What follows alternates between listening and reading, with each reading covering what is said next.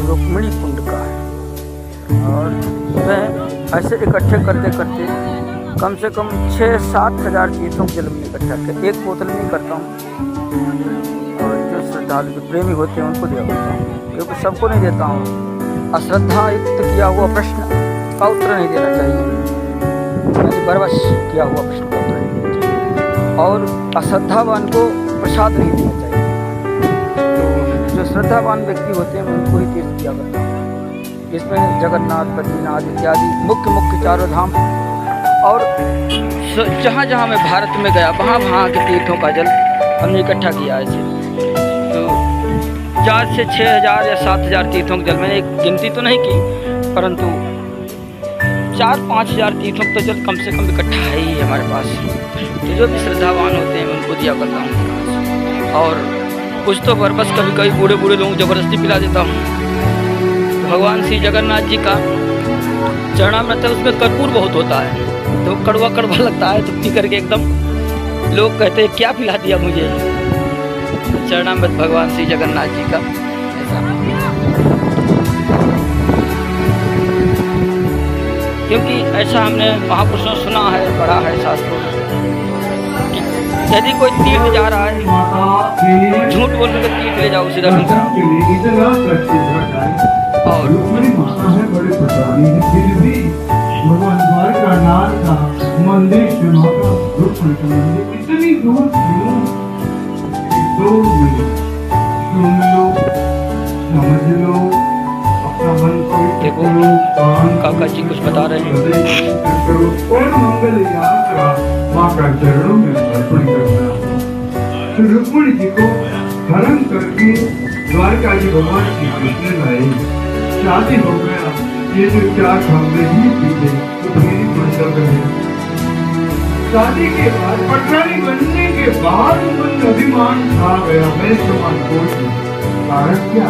मैंने कृष्ण जी को एक पत्र लिखा और मेरा पत्र सुन करके 4 घोड़ों के रथ में दौड़ के भगवान श्री कृष्ण हमको लेने के लिए आए। अभिमान दूर करने के लिए दुर्वासा को भगवान ने निमित्त बनाया। करीब 50 किलोमीटर दूरी पर दुर्वासा आश्रम है, आज भी मौजूद है।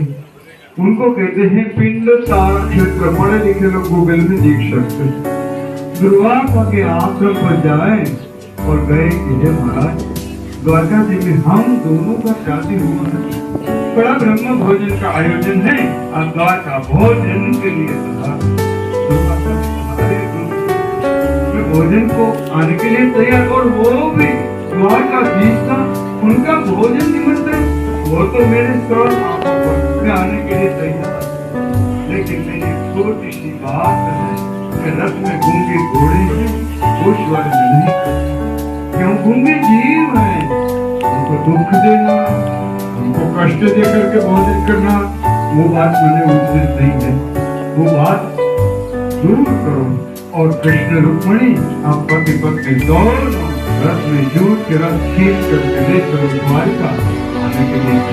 कृष्ण भगवान एक शब्द भी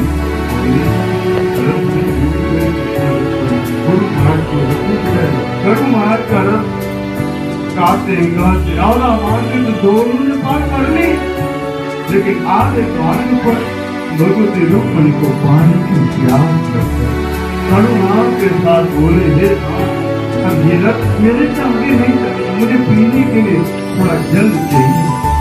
मेरा कंठ है सूख रहा, मेरा प्राण है व्याकुल हो रहा, मुझे जल चाहिए। कहीं जंगल में यही जल मिल जाएगा।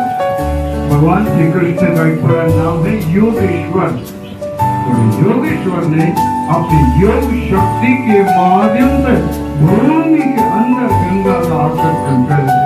अपने बायां पैर उसका अंगूठा भूमि में दबाया, तो जहाँ भगवती खड़े वहीं पर गंगा प्रकट करके रुक्मिणी जी को पानी पिया, प्यास बुझी, छोटी सी गलती करनी। उनको पानी पहले पिलाना चाहिए, ये भाग्यवशात इनकी सब बन गया। लेकिन दुर्वासा ऋषि इसी बात को मन में धारणा से भगवान के क्रोध के स्वरूप में था क्रोध ही क्रोध में तो खतरे निकाल रहे कि पति पत्नी दोनों का वियोग हो जाएगा। पूरी द्वारिका भूमि का जितना भी पानी है पाताल तक पानी किनारा हो जाए।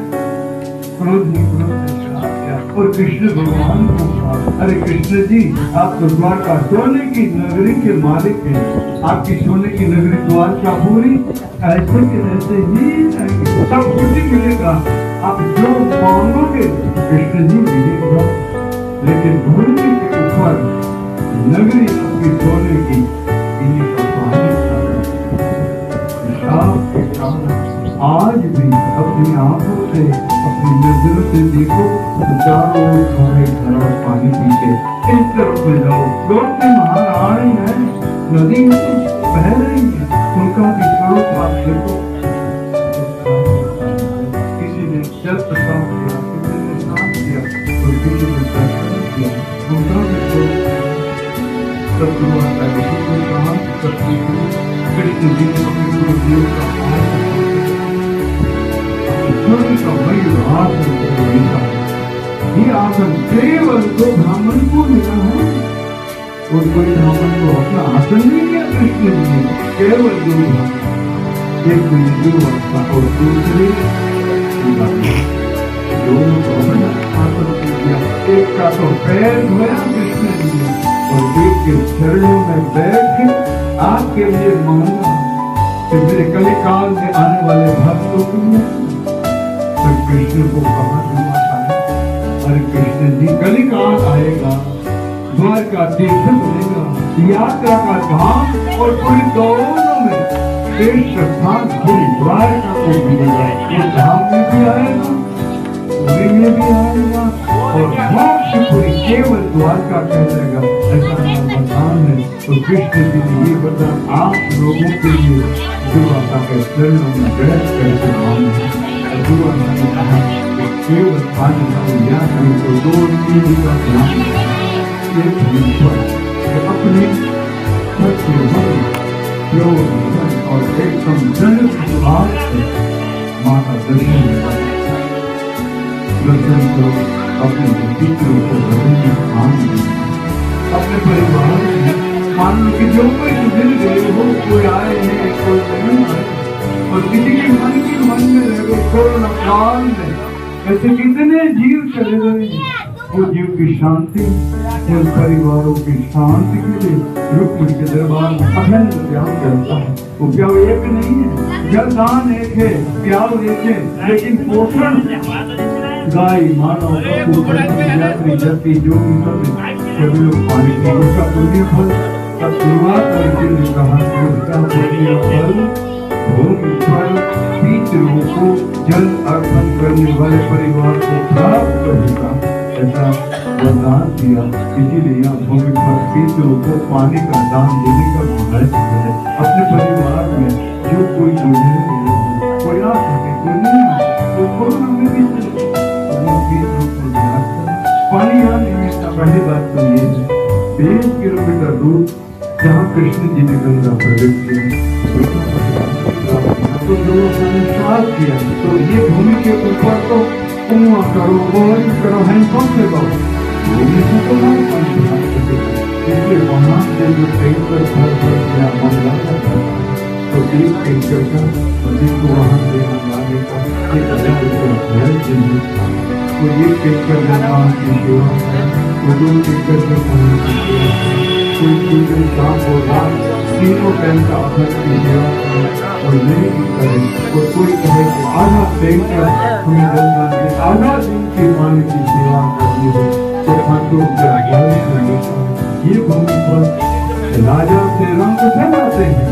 तो गरीब से गरीब आदमी यहाँ करके कहें कि महाराज जी माता पिता ने हमको जन्म दिया और आपको बड़े थे, उन माता पिता के नाम पर हमें पानी पिलाना है तो 21 नियम का जल का दान है, उसका 200 रुपये नाश्ता है, प्रसाद लेना तिरंगा के पहले तो माँ का दर्शन करना, पीठों को हृदय में स्थान देना, काउंटर पर जल का दान देने का मन, तो काउंटर पर जल का दान देना, करके जल प्रसाद अवश्य वहाँ लेना है। दर्शन करो नहीं